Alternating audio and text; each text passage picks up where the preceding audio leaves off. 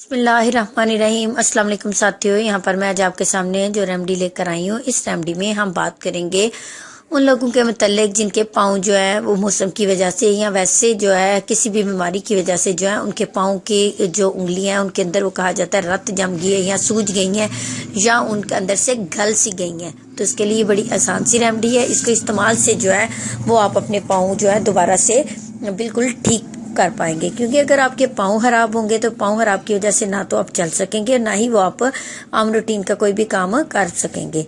तो एक जगह से दूसरी जगह मूव करने के लिए आपके पाँव जो है उनका बिल्कुल ठीक होना जो है वो भी ज़रूरी है। तो इसके लिए कोई मुश्किल सी चीज़ नहीं, सिर्फ और सिर्फ एक चीज़ का आपने इस्तेमाल करना है। आप क्या करेंगे, सबसे पहले अपने पाँव जो है नीम गर्म पानी से वॉश कर लें और उसके बाद जो है अपने पाँव की उंगलियों के दरमियान या जहाँ पे उंगलियां सूजी हुई हैं उनके लिए आपने क्या करना है कि खुली मेहंदी लेके आए मार्केट से।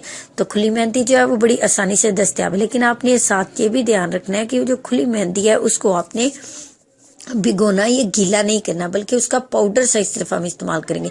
आपने कोशिश करनी है कि सोने से पहले उस मेहंदी का पाउडर ले और उस पाउडर को जो है अपनी उंगलियों के दरमियान में यानी जो जोड़ है उनके अंदर अगर गली हुई है तो उन जोड़ के दरमियान में उनको अच्छी तरह से छिड़क ले।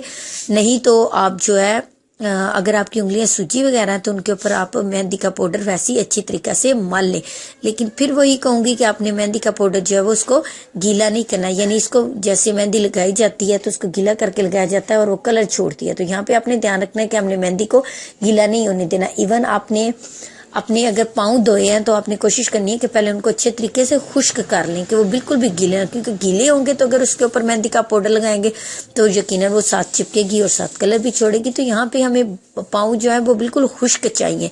तो बिल्कुल खुश्क पानी पाँव के ऊपर जो है वो आप अपने मेहंदी का पाउडर जो है उसको अच्छे तरीके से छिड़क लें, लगा लें।